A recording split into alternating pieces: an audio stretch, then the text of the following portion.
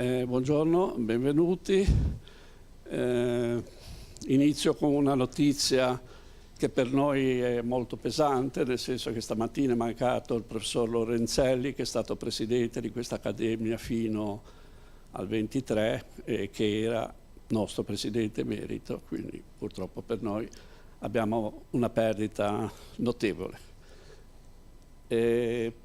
Passiamo invece alla parte della conferenza. Oggi abbiamo il piacere di avere il professor Santacesaria del DIMA, del Dipartimento di Matematica. È un professore associato che ha avuto esperienze anche all'estero, in Francia, in altri paesi, che si occupa di argomenti particolarmente per me complicati. Si interessa di problemi inversi per le equazioni a derivate parziali con applicazioni all'imaging medico, imaging fotoacustico, modelli generativi per problemi inversi. È anche coordinatore di un progetto dell'Air Force Office of Scientific Research. Oggi ci parlerà di analisi armonica computazionale e apprendimento da esempi. Quindi siamo tutti curiosi di sentire che cosa ci propone il relatore di oggi. Questa conferenza, ho dimenticato di dirlo, fa parte di una serie di conferenze sull'intelligenza artificiale organizzate dal MALGA, che è il centro, la Machine Learning Genoa Center, a cui appartengono tutti i relatori che abbiamo già avuto e che avremo ancora. Prego. Grazie mille della presentazione e grazie dell'invito in questa splendida cornice. Quindi io sono qui effettivamente, come è stato detto, come rappresentante di Malga, in particolare dell'unità di cui faccio parte, che dà il titolo a questa presentazione, che ho riportato in inglese perché ci facciamo conoscere col nome inglese. Quindi sono matematico, tutti i membri di questa unità sono matematici al Dipartimento di Matematica dell'Università di Genova. Però comunque direi che siamo a pieno titolo matematici applicati, ci occupiamo di matematica applicata. Quindi qua vorrei farvi vedere la situazione attuale con i membri attuali dell'unità. Quindi sono professori, dottorandi e postdoc, li ringrazio tutti, alcuni sono qua.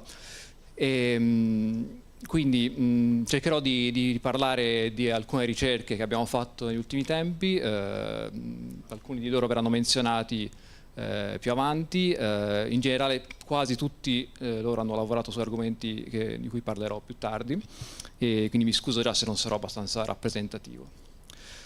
Ok, allora il titolo della presentazione era dovuto perché è il nome dell'unità, ma mi sembrava poco amichevole, come effettivamente è sembrato di percepire anche dalle parole chi mi ha presentato, quindi avevo pensato anche a un titolo secondario, che però è rimasto così nascosto, che però ve lo mostro lo stesso, che è questo: dai segnali alle immagini, l'arte scientifica della ricostruzione. E quindi il programma per oggi è diviso in 4 parti, quindi comincerò parlandovi dei problemi inversi, che sono uno degli argomenti che studiamo di più nella nostra unità, e poi spiegherò di come all'interno di questi problemi inversi rientrano delle tecniche di imaging medico, tra le più note su cui abbiamo lavorato, che sono l'attacco alla risonanza magnetica. E poi dopo, nella seconda parte, parlerò invece di alcuni esempi in cui la matematica come dire, è stata una sorta di forza motrice per portare poi delle applicazioni nuove che hanno avuto un impatto vero anche delle macchine di ultima generazione per fare diagnostica per immagini. Ok, quindi queste due cose di cui vi racconterò dopo sono il compress sensing e poi l'intelligenza artificiale, che è più recente. Ok, cominciamo. Vorrei però cominciare con un aneddoto musicale. Allora, siamo nel 1770, tra l'altro pochi anni prima della fondazione di questa accademia, e Mozart ha 14 anni e decide di recarsi a Roma con il padre Leopold, e a Roma assiste a una messa nella Cappella Sistina, dove viene eseguito un brano che si chiama Miserere di questo compositore Gregorio Allegri, che ora possiamo ascoltare un piccolo estratto, se funziona. Beh, forse si può abbassare un briciolo. Ok, è un brano particolarmente complesso perché è un brano per 9 voci, ora non tutte contemporaneamente, c'è una parte con 5 voci e una parte con 4 voci in simultanea, quindi abbastanza ostico. Era un brano considerato sacro dal Papa, era assolutamente vietato portare fuori dalle sacre mura del Vaticano lo spartito, pena la scomunica. Ebbene, il giorno dopo Mozart lo trascrive interamente a memoria. E questo nello stupore di tutti, sembrava una cosa impossibile. Poi fortunatamente Mozart non è stato scomunicato, anzi la sua fama è solo cresciuta ancora e niente, questo è rimasto nella storia, non si sa bene se proprio è successo veramente, è un po' una leggenda. E quindi perché vi racconto tutto questo? Perché questo è un prototipo di problema inverso. Quindi da una parte abbiamo uno spartito musicale, in questo caso ho preso una parte con 5 voci distinte, e dall'altra parte abbiamo quindi l'esecuzione fatta da 5 cantanti. Quindi se uno è un cantante professionista e sa leggere lo spartito, sa eseguire il brano perfettamente, quindi questa è la cosa considerata facile, cioè il problema diretto. Mentre la cosa difficile è quello che ha fatto Mozart, cioè passare dall'ascolto di una melodia complicata alle note che l'hanno generata. E questo è in questo caso il problema inverso. E adesso facciamo un esperimento, proviamo a modellizzare matematicamente questo specifico problema inverso. E quindi partiamo dalla melodia musicale che è fatta da queste 5 voci. Quindi separiamo le 5 voci e quindi com'è che si modellizza matematicamente una voce di un cantante? Beh, esiste una teoria della fisica matematica basata sulle equazioni, in particolare l'equazione delle onde serve a modellizzare la vibrazione di una corda, quindi in particolare anche le corde vocali, e quindi si può usare per simulare, diciamo, per modellizzare il suono di una voce. Quindi possiamo rappresentare le voci delle singole persone come delle soluzioni di questa equazione, che qua rappresenterò con delle curve, e quello che poi arriva all'orecchio di Mozart è letteralmente la sovrapposizione di queste 5 voci, quindi matematicamente si tratta della somma di queste 5 onde, e quella che vedete a destra è l'onda risultante, che è quella che arriva all'orecchio di Mozart. Quindi il problema è di determinare le note che hanno generato le 5 onde a partire dalla loro somma. Ora, questo è un problema complicatissimo, quindi proviamo a semplificarlo ancora di più. Quindi liberiamoci di queste onde e mettiamo semplicemente dei numeri al posto delle singole curve e ci ritroviamo con un problema di questo tipo, cioè che abbiamo rimpiazzato ogni curva con un numero chiamato x1, x2 fino a x5 e la somma l'ho chiamata y. Quindi adesso il problema diventa che vogliamo determinare queste 5 incognite a partire dalla loro somma. E scritto così, questo problema è assolutamente impossibile, perché ci sono infinite soluzioni, spero sia chiaro a tutti. Quindi come avrà fatto Mozart a trascrivere questo brano? Quindi questo che cercheremo di scoprirlo nel corso della presentazione. Ok, adesso però cerchiamo di astrarre un attimo e vedere come si può, cioè quali sono gli ingredienti fondamentali dei problemi inversi. Quindi da una parte abbiamo l'incognita, che sono in questo caso le 5 linee melodiche della partitura. Poi abbiamo le misure, che sono quindi l'onda che arriva all'orecchio di Mozart, e poi abbiamo il modello fisico, che in questo caso è l'equazione delle onde. Ora, per generalizzare, come ci piace fare a noi matematici, diamo delle lettere a queste quantità, quindi chiameremo x l'incognita, y i dati misurati e f il modello fisico, e il modo in cui queste quantità si legano è un'equazione che di solito scriviamo proprio come f di x uguale a y, e questo è proprio il modo in cui, se aprite anche un articolo di ricerca di matematica su problemi inversi, troverete questa formulazione per un problema inverso. Ora, di solito le misure non sono perfette, ma spesso c'è anche del rumore che nel caso di Mozart potrebbe essere, non so, qualcuno che tossisce nel pubblico e che lo disturba. Bene, quindi ancora più in generale, che cos'è un problema inverso? Quindi di solito si tratta di quando abbiamo una quantità fisica che vogliamo determinare a partire da delle misure imparziali e comunque indirette.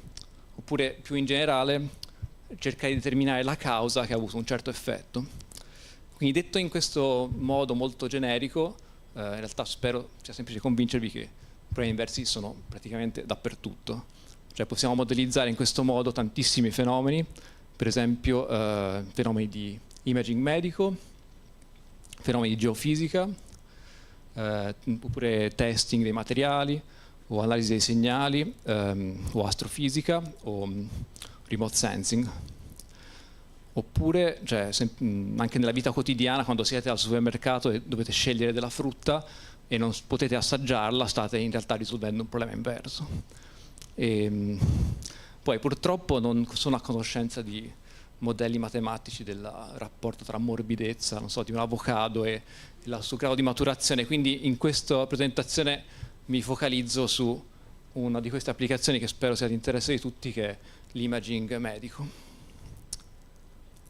Ok, quindi come si potrebbe definire il problema dell'imaging medico?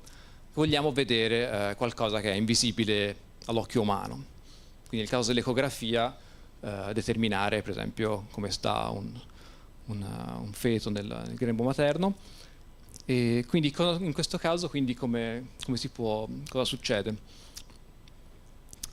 Allora, si invia un'onda, e questa cosa ricorda molto il modo in cui i pipistrelli determinano le loro prede, cioè viene mandata un'onda sonora, poi quest'onda rimbalza su un ostacolo e genera un'onda diciamo rifratta, che qua è indicata in verde, e poi questo viene fatto magari molte volte, e da qua il pipistrello riesce a determinare la posizione della preda, in questo caso una farfalla, oppure nel caso dell'ecografia l'immagine della pancia.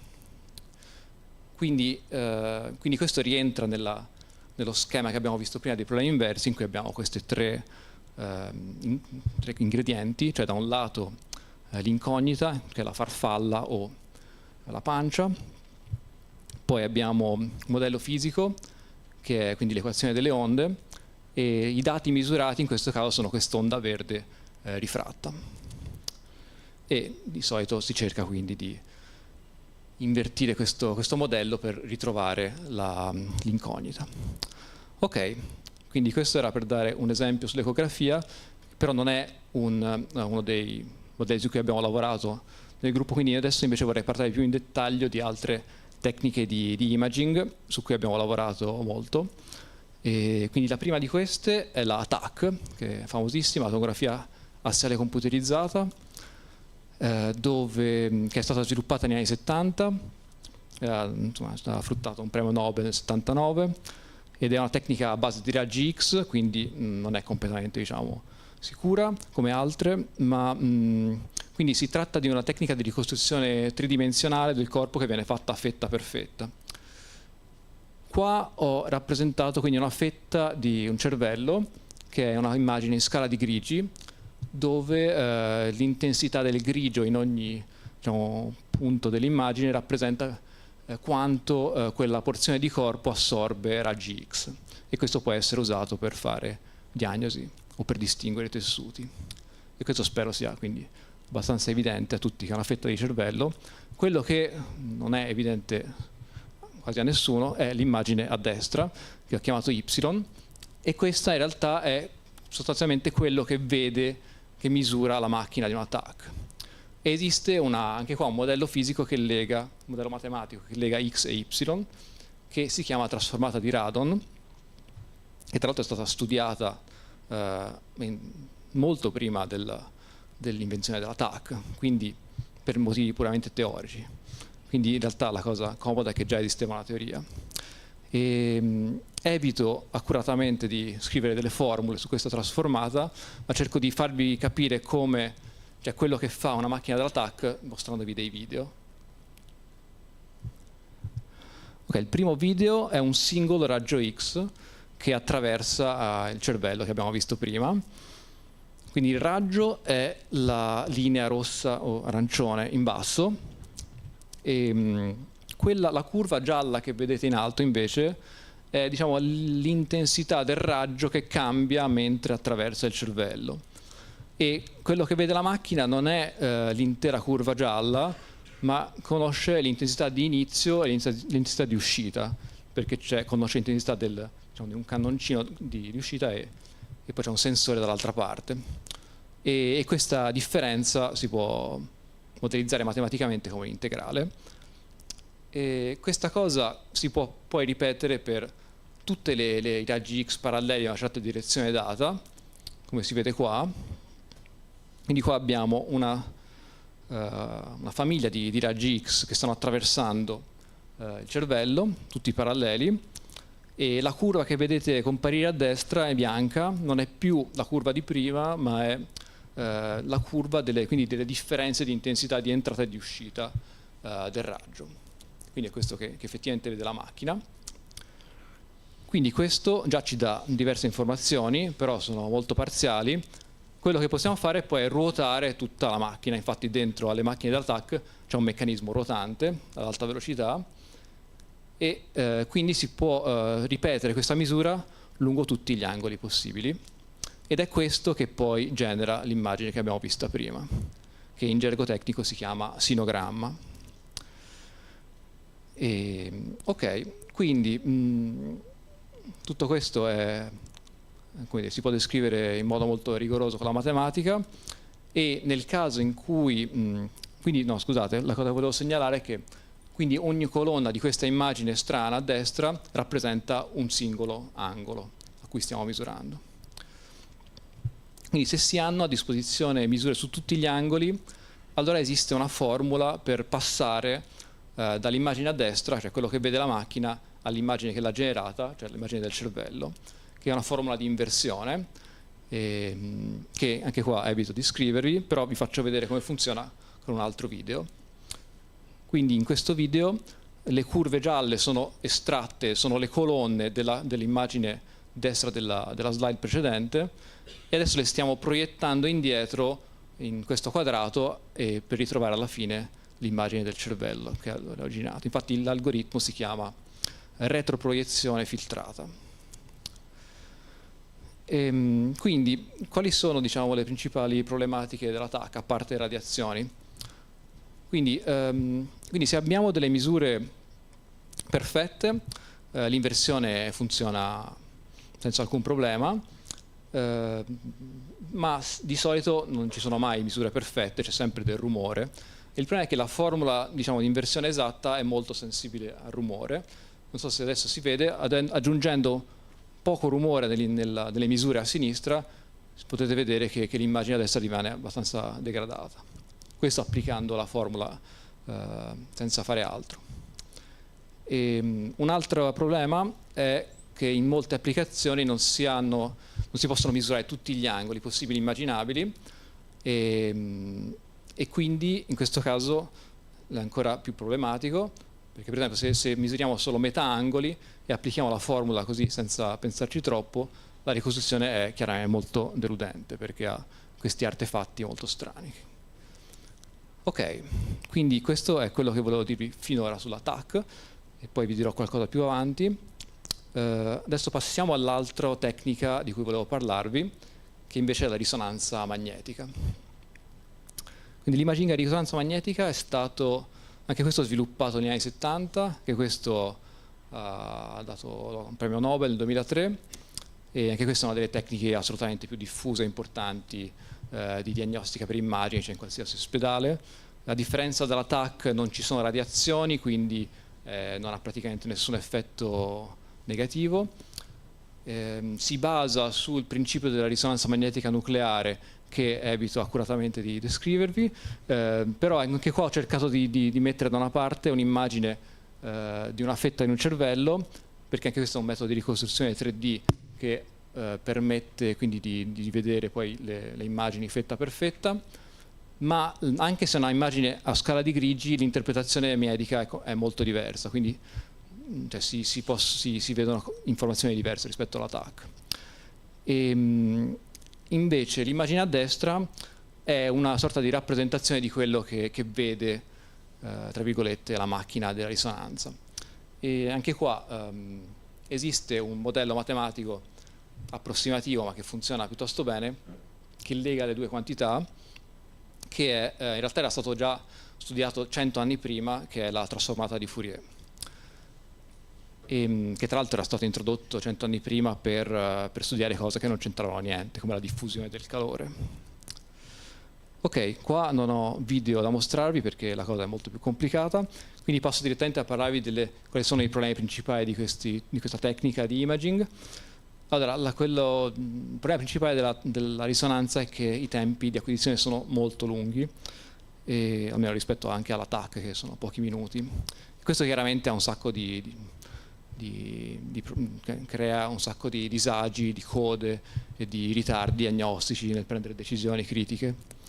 E poi c'è un problema secondario che lo menziono perché ci abbiamo lavorato, è che se gli esami sono lunghi e un paziente potrebbe muoversi involontariamente, e se questo succede si creano degli artefatti, come potete vedere in queste immagini, che quindi rendono la diagnosi più difficile, oppure bisogna rifare l'esame, quindi creando altri ritardi.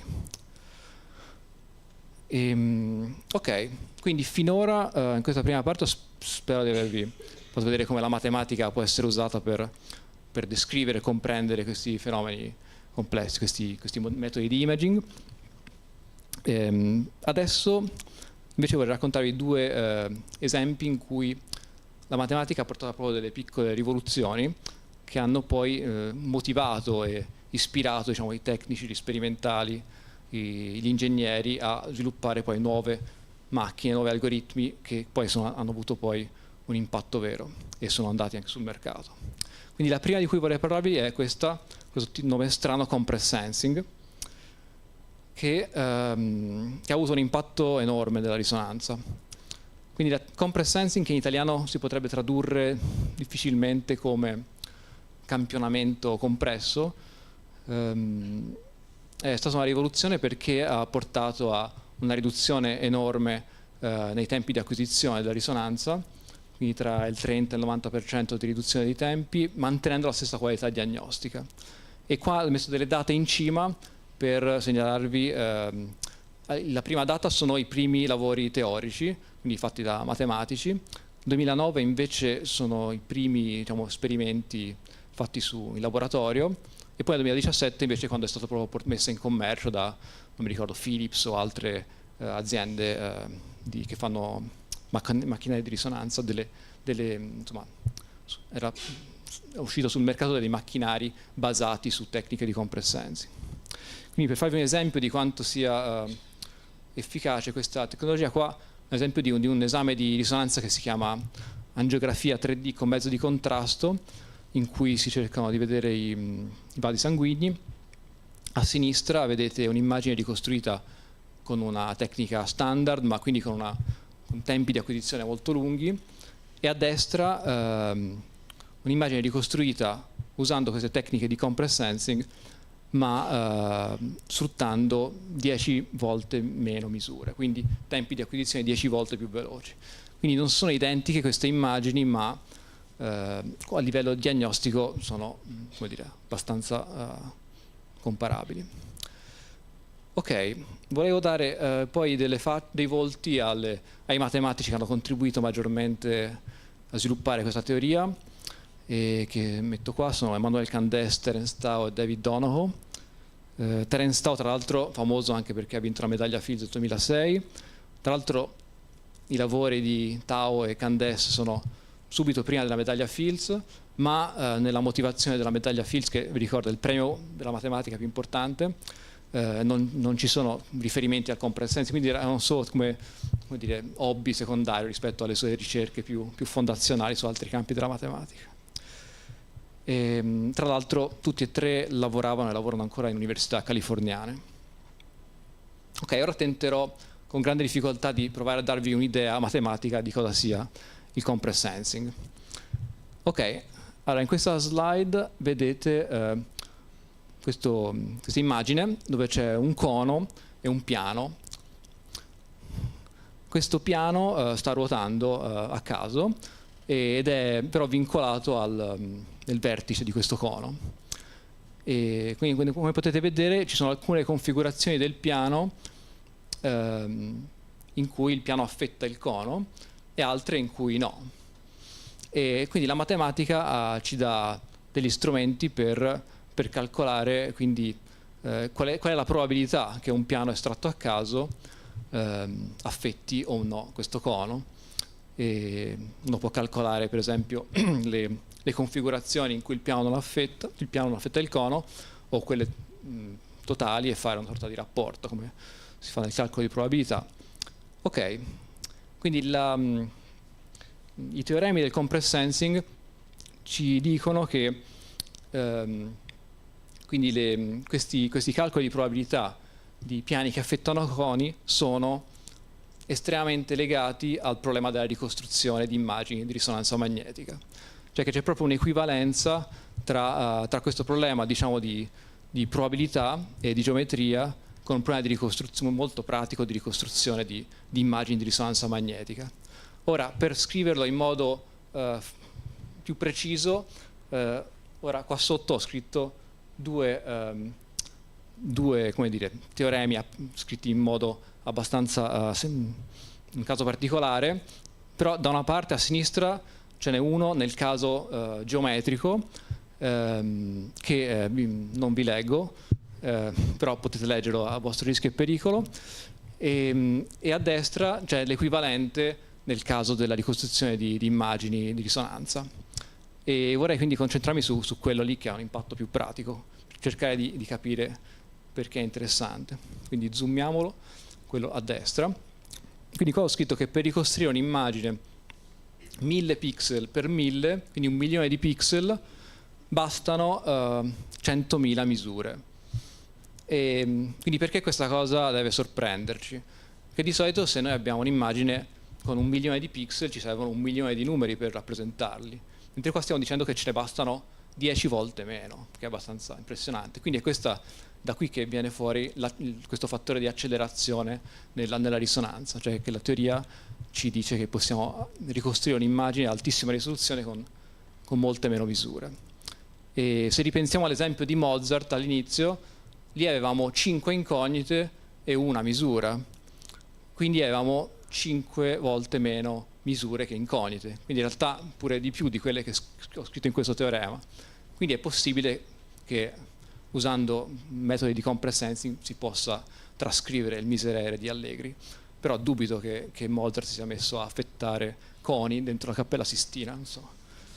Il Papa non sarebbe stato contento.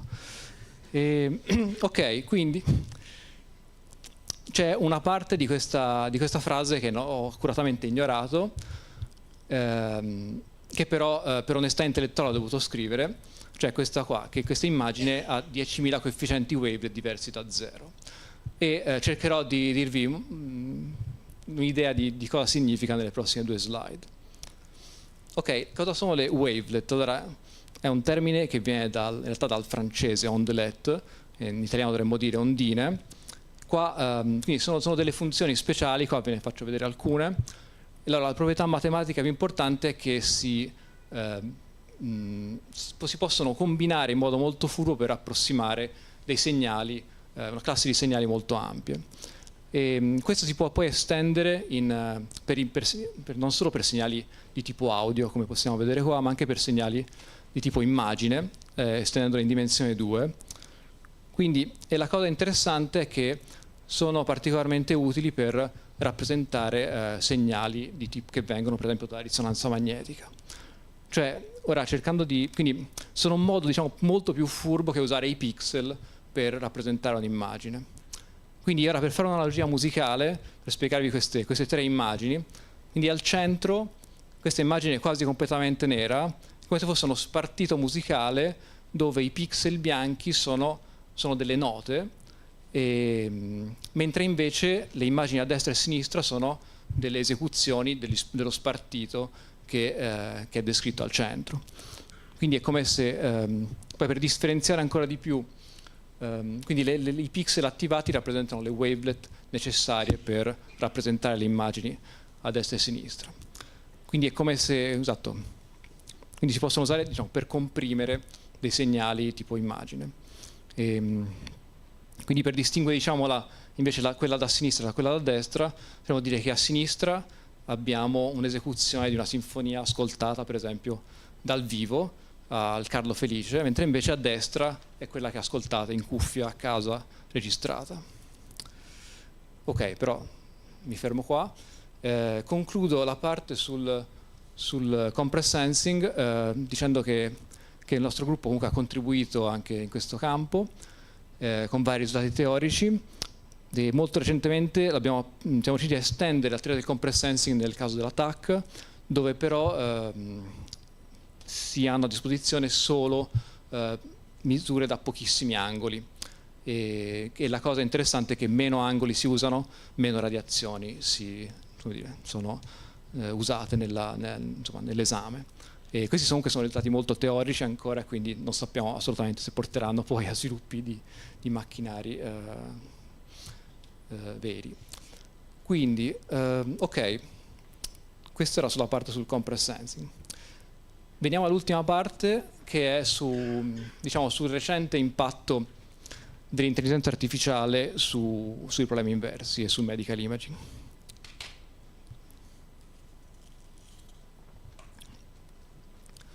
Ok, ora penso non ci sia bisogno di sottolineare come l'intelligenza artificiale stia sconvolgendo tantissimi aspetti delle nostre vite, in generale tutta la medicina, e quindi poi anche in particolare nella ricostruzione di immagini.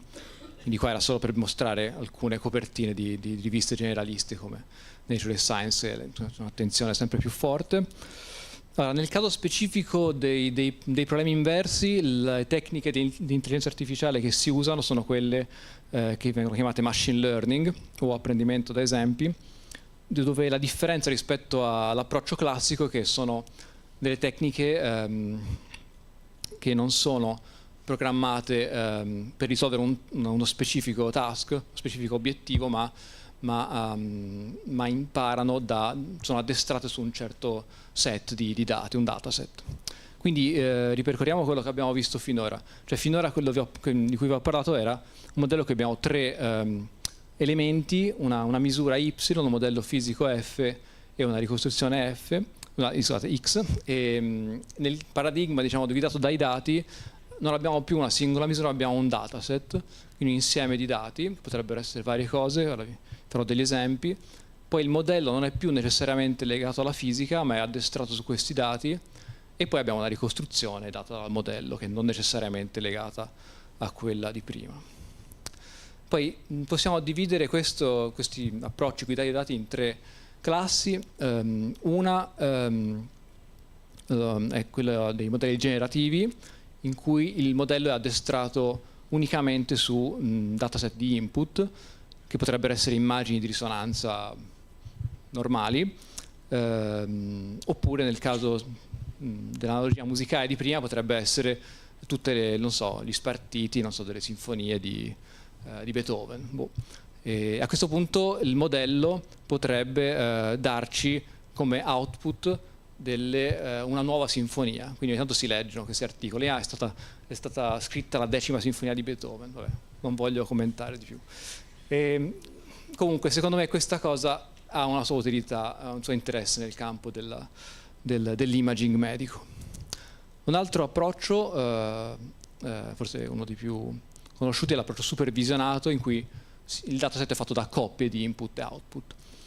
Quindi nel caso musicale sarebbero coppie di spartiti e, diciamo, audio sonori che sono esecuzioni di quegli spartiti, e quindi in questo caso il modello è addestrato su queste coppie. Anche qua, preso in pasto un nuovo audio, può restituirci uno spartito che l'ha generato.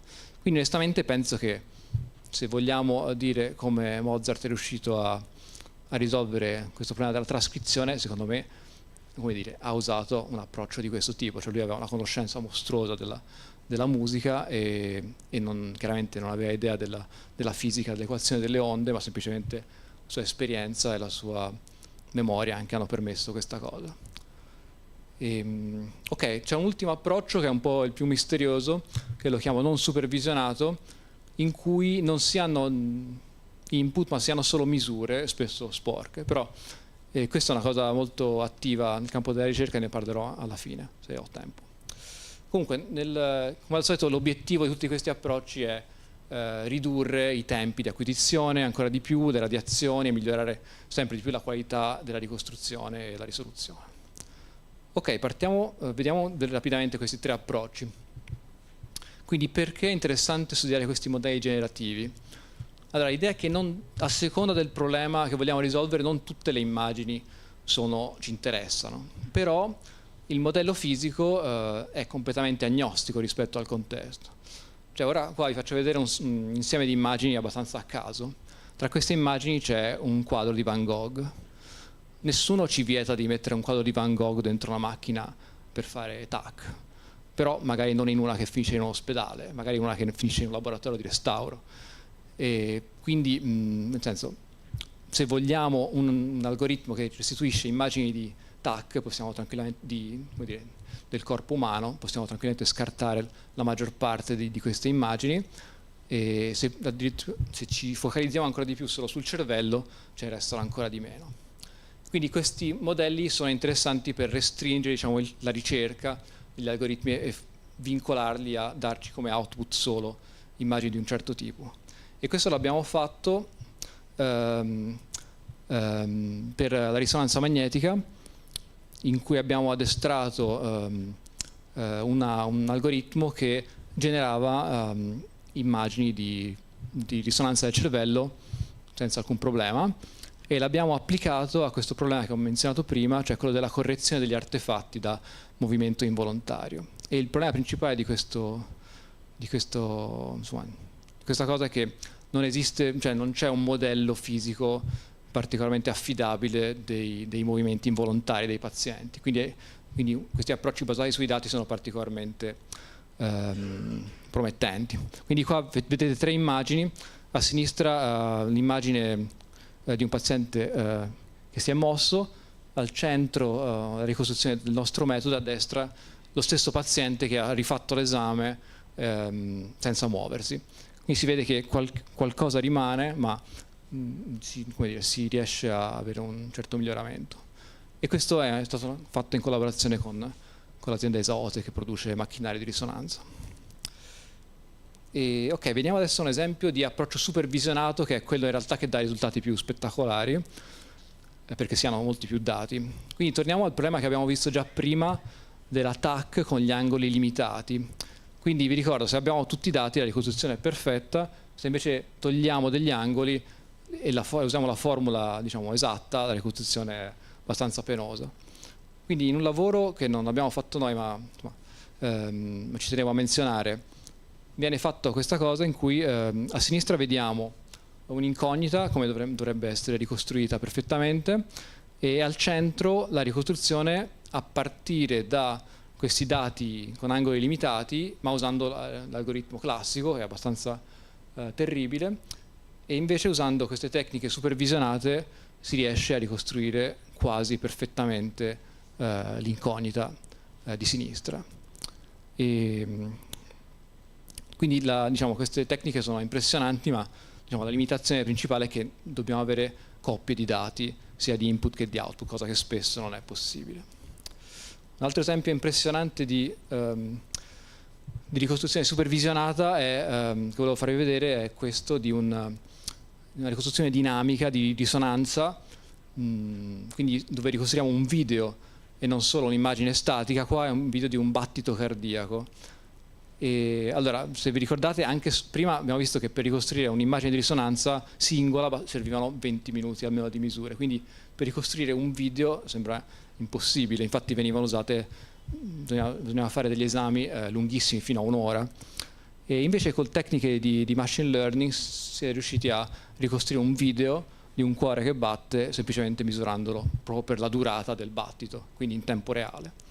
E infatti qua con così poche misure si vede che le tecniche classiche sono abbastanza scadenti. Ok, l'ultimo approccio è quello non supervisionato, su cui abbiamo lavorato di recente con dei collaboratori. Questo l'abbiamo fatto nel caso dell'attack, in cui non è angoli limitati, ma sono pochissimi angoli equispaziati. Siamo arrivati a scendere, siamo arrivati a ricostruire scendendo fino a 16 angoli, quando in realtà nelle macchine normali si usano tra i 600 e i 1500 angoli. E la cosa più misteriosa è che l'addestramento viene fatto senza aver mai visto quali sono le incognite, ma solo vedendo dei dati rumorosi della macchina.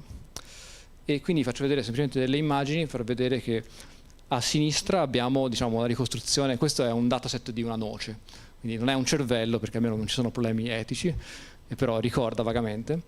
E quindi a sinistra abbiamo una ricostruzione ad altissima risoluzione con tantissimi angoli, e poi due quadrati blu con uno zoom, e quindi al centro si vede una ricostruzione usando le tecniche classiche solo da 16 angoli, mentre a destra è il nostro approccio che è non supervisionato e non... ok, chiaramente non ha la risoluzione di quella di riferimento, però si vede che ricostruisce piuttosto bene i dettagli principali. Ok, adesso vorrei prendermi qualche minuto per condividere alcune riflessioni sull'impatto che sta avendo l'intelligenza artificiale in questo ambito del machine learning, scusate, dell'imaging medico. Allora, spero di avervi convinto che l'impatto è enorme, in particolare gli approcci guidati dai dati hanno superato come performance qualsiasi approccio precedente su qualsiasi problema di ricostruzione di immagine. Questo è abbastanza impressionante. Ora non l'ho detto esplicitamente, ma questo ha permesso ancora di più di ridurre i tempi di acquisizione oppure delle radiazioni per attack, quindi questo porta a diagnosi più rapide e anche migliore qualità delle immagini. E l'altra cosa è che non richiede più un modello fisico accurato se si hanno abbastanza dati, oppure basta un modello fisico più grezzo, e questo chiaramente avendo sufficienti dati. Poi andando ancora più nel lungo termine, questo probabilmente potrebbe avvicinarci a quella che viene chiamata medicina personalizzata, oppure digital twin, che sono una sorta di copie virtuali del corpo umano, con cui poter prevenire ancora prima le possibili patologie. Ok, quindi sono un sacco di cose fantastiche, però ci sono anche tantissime sfide aperte. Quindi la prima è quanto possiamo fidarci di questi algoritmi, che spesso vengono descritti anche come delle scatole nere, black box. Quindi sicuramente manca ancora una comprensione matematica profonda di questi algoritmi, e quindi c'è bisogno di tanta matematica. Da un punto di vista più empirico, quello che viene fatto per testare la robustezza è la costruzione di attacchi mirati per testare le debolezze di questi metodi. Si chiamano attacchi avversari. Ora qua non li ho messi, ma ho delle slide aggiuntive se siete curiosi. Però quello che si vede è che in alcuni problemi di intelligenza artificiale questi attacchi funzionano molto bene, fanno fallire in modo abbastanza spettacolare, per esempio algoritmi di classificazione. Nel caso dell'imaging medico questa cosa è più sottile, cioè esistono, si possono costruire questi attacchi, ma sono meno problematici, e ci sono dei modi per mitigarli, insomma, abbastanza semplici apparentemente. Quindi sono abbastanza ottimista da questo punto di vista, però ricordo che manca ancora una comprensione matematica forte. E questo si collega a un altro punto, che è la generalizzazione, che significa quanto bene si comportano questi algoritmi quando gli si dà in pasto un esempio che non hanno visto durante l'addestramento. E quindi esiste una teoria dell'apprendimento statistico, assolutamente rigorosa dal punto di vista matematico, ma purtroppo non si applica ai metodi più moderni e che funzionano meglio attualmente. Quindi anche qua c'è bisogno di nuova teoria. Un altro punto dolente sono i dati, che quindi si parla tanto di big data, ma in campo medico questo è molto raro. Cioè, giustamente i dati medici sono particolarmente sensibili, quindi spesso come dire, non ci sono dei grossi dataset pubblici disponibili, e, quindi in generale non è facile ottenerli e usarli. E poi sicuramente prima di poter mettere sul mercato un algoritmo basato sui dati serve che questi dati siano particolarmente, come dire, eterogenei e rappresentativi della popolazione mondiale rispetto a sesso, etnia, età e cose del genere. E questo ultimo punto è legato alla regolamentazione, che in realtà già esistono delle tecniche sul mercato basate su AI. Avevo letto che Canon aveva già messo nel 2020 sul mercato una macchina di risonanza che sfrutta tecniche di intelligenza artificiale, però comunque so che le agenzie che si occupano dell'approvazione dei nuovi metodi stanno comunque aggiornando continuamente le linee guida e chiedono molta trasparenza rispetto ai dati che vengono usati per addestramento. Ok, quindi spero di essere riuscito a trasmettervi che i problemi inversi sono ovunque e che hanno sia interesse teorico che applicato. E poi volevo sottolineare il fatto che niente di tutto questo sarebbe stato possibile solo grazie al lavoro dei matematici, ma quello che hanno potuto fare i matematici, quello che cerchiamo di fare è di ispirare gli ingegneri, gli sperimentali, i radiologi, perché loro conoscono 1000 volte meglio di noi tutti i dettagli delle macchine di risonanza, di come disegnare le bobine, di come disegnare le sequenze di acquisizione. Però in un certo senso è come se avessero bisogno di uno stimolo, di una rassicurazione, che è quello che gli può dare la matematica.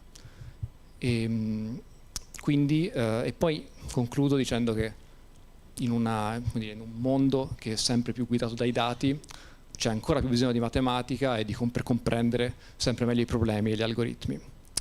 Ok, vi ringrazio tantissimo per la vostra attenzione.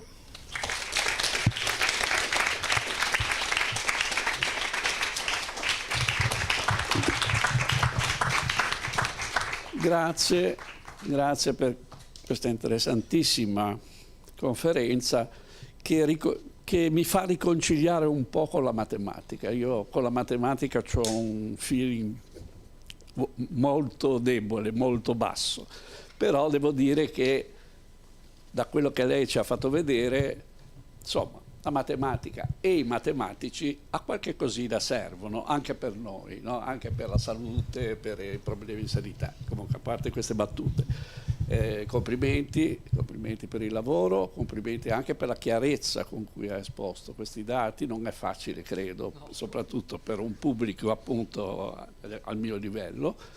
E niente, sentiamo tanto se ci sono domande dall'uditorio.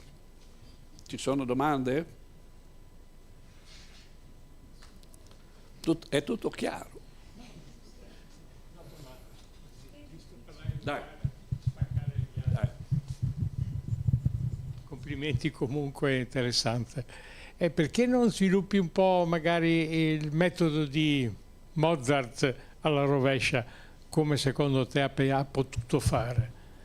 In base ai sistemi di machine learning. No, ma in realtà non l'ho detto, ma già esistono cose del genere. Ora la cosa che mi viene in mente più facilmente è Shazam. Non so, questa app Shazam è una app sì, che ora non è esattamente la stessa cosa, sì, però secondo me esiste già qualche sistema che trascrive in modo abbastanza dettagliato. Sì, forse Mozart sapeva già che certe note non potevano stare vicino alle altre e quindi le cancellava via via. No, certo, sì. Cioè, come fa l'intelligenza artificiale. Esatto, esattamente. Sì, esattamente. Sì. Quindi esiste già. Credo di sì, sì. Chissà cosa viene fuori. Bene, ci sono... Sì.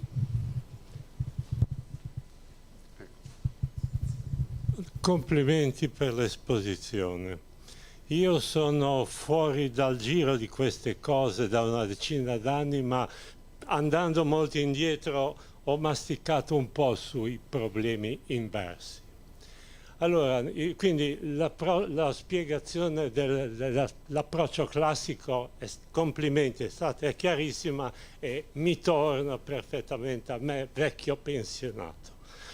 Però la nuova impostazione in cui entra in gioco, cioè nella impostazione tradizionale è importante avere un modello fisico che collega i dati con quello che vogliamo ricostruire. A questo punto mi è un po' sfuggito, perdonatemi l'età, dove gioca, cioè il modello fisico rimane nel nuovo approccio, se c'è, dove è nascosto, per favore, grazie. Se è nascosto o se non c'è. No, la domanda per è pertinente, assolutamente. Grazie. No, allora, la cosa interessante è che nell'approccio guidato dai dati si ha la scelta se usare ancora un modello fisico oppure no. Quindi quello esatto, quello che si può fare, esatto, è avere un modello completamente addestrato solo sui dati, che si dimentica, cioè che in certo senso impara la fisica dai dati, oppure uno che combina, diciamo, quello di buono che si può salvare del modello fisico e invece quello di buono che si può ottenere dai dati. Quindi noi nel nostro gruppo lavoriamo molto su questi modelli ibridi che sfruttano sia in parte la fisica sia in parte le informazioni dovute dai dati. Sì. Però ora mi viene in mente una cosa che è legata, ma su cui non lavoriamo, che poi c'è un altro campo di ricerca che è anche quasi sulla scoperta delle equazioni della fisica a partire dai dati, cioè, ogni tanto si leggono articoli del genere, quindi effettivamente sì. Grazie. Ci sono altre domande? Ma allora, mi sembra che in questi giorni è uscito da Einaudi una ristampa di una serie di articoli di Alan Turing, dove sembra che lui abbia previsto che la macchina riesce a essere intelligente, cioè a fare da solo. Mozart però faceva da solo bene, molto bene, lui componeva gli spartiti in maniera eccezionale, se le ricordava senza neppure vedere lo scritto. Effettivamente possiamo arrivare a questa possibilità, cioè che una macchina sia intelligente e decida lei come interpretare per esempio una serie di dati? È una domanda complicatissima. Mi sembra che ci stiamo avvicinando a questa cosa molto velocemente, anche vedendo gli investimenti astronomici che stanno arrivando dalle aziende private. E quindi sembra che tantissimi interessi. Però quello che ha fatto vedere lei comunque dimostra che la componente umana ci vuole, c'è sempre, è necessaria, anche se abbiamo tanti dati, abbiamo dati puliti, eccetera, però un intervento... Per adesso sì, no, adesso. Ma poi è difficile esprimersi su quello che succederà tra qualche anno, però per il momento sì, la componente umana è fondamentale, sì. Beh. Ci sono altre... Prego. Volevo collegarmi al sistema, attualmente si parla molto di DeepSeek e delle varie chatbot release che sono uscite e si parlava tanto del consumo energetico, a me interessa soprattutto il consumo energetico. Leggevo che DeepSeek usa accelerato il sistema e riduce di molto il consumo energetico. Sì. Quindi questo avrebbe dei grossi fenomeni, cioè nel senso che adesso fanno dei grandi farm center, dei centri di calcolo giganteschi con una centrale nucleare attaccata, però potrebbero non servire. No, cosa ne pensi? No, allora rispondo volentierissimo, anche se è una cosa un po' slegata, perché DeepSeek e gli altri chatbot come ChatGPT o Claude sono, come dire, sono dei sistemi che diciamo, università come la nostra, ma anche le più grandi università americane non sarebbero in grado di sviluppare, perché hanno bisogno esatto di una quantità di energia e di schede per fare l'addestramento che è inimmaginabile. Nel caso di queste cose di cui ho parlato qua, diciamo le tecniche di intelligenza artificiale che si usano sono molto diverse, sì, da quelle che si usano perché tipo DeepSeek è un modello testuale. Qua non ho mai menzionato l'uso di testo e di solito nel mio campo non si lavora col testo, si usano solo le immagini. Quindi non mi è chiaro ancora come i risparmi energetici che sono venuti di recente da DeepSeek si possano tradurre in risparmi. Nel nostro caso già che noi stiamo risparmiando al massimo perché abbiamo a disposizione pochissime risorse computazionali rispetto a DeepSeek o rispetto a Elon Musk, insomma. Beh, già ChatGPT dicono che consumi una quantità di energia notevole, no? Anche se per noi sembra una cosa semplice, mettiamo una parola, ci scrive un testo, però dietro c'è una necessità di una quantità di energia notevole. Sì, no, queste cose di cui ho parlato sono molto ecologiche. Sì, sono più diverse, sì, sono meno... Però il problema è comunque i dati, la tipologia, la pulizia dei dati, l'effettività di questi dati, cioè come si raccolgono, come si elaborano, eccetera. No, esatto, cioè, la sorgente è importante. No, il tipo di dati che stiamo usando nelle nostre ricerche sono dati, diciamo, già, come dire, ripuliti e presentati in modo in cui si possono fare gli esperimenti in modo semplice. Quindi chiaramente poi se uno deve andare a pescare nuovi dati, poi c'è un problema vanno processati ed è molto più complicato, no? Bene, non so se ci sono altre domande. Allora, prima di finire, sì, le do il microfono. Vedo che ci sono, mi sembra, molti studenti, almeno da vedere dalla faccia. Se avete necessità di avere una certificazione di partecipazione alla conferenza, noi possiamo fornirla. Prego. Volevo chiedere un chiarimento su questo punto, se il risultato a cui si perviene in determinati contesti ha solo una validità probabilistica oppure rigorosamente determinato, perché lei ha presentato un caso di diagnostica, no? Con il metodo classico e il nuovo metodo. Le due immagini erano differenti, anche se ha detto solo dal punto di vista della diagnosi comparabili, quindi c'è una certa differenza. Se si può dare, cioè se si può porre un problema di probabilità di verità del risultato a cui si perviene, oppure in quali casi si ha invece un risultato rigorosamente deterministico. No, questa domanda è molto importante, tocca un punto molto delicato. Vabbè, potrei rispondere con tante cose, però la cosa... Quindi prendiamo un esempio, prendiamo questo che è abbastanza impressionante.